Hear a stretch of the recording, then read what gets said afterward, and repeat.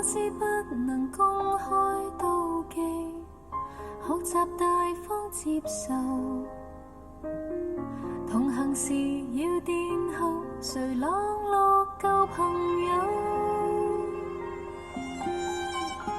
節日若我三位一體的慶祝，沿途明亮燈飾閃映着沉重，言談越熾熱，內在更冰凍。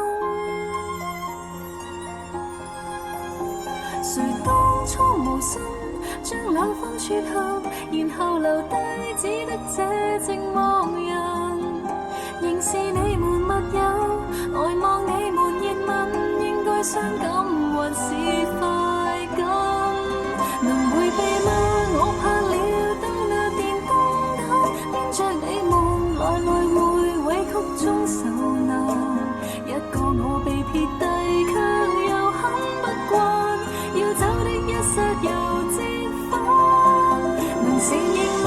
我故意當那電燈膽拖入你們完場時，入替也不能，是讓人埋藏着最壞的心眼，妄想一天你們會散，會選我嗎？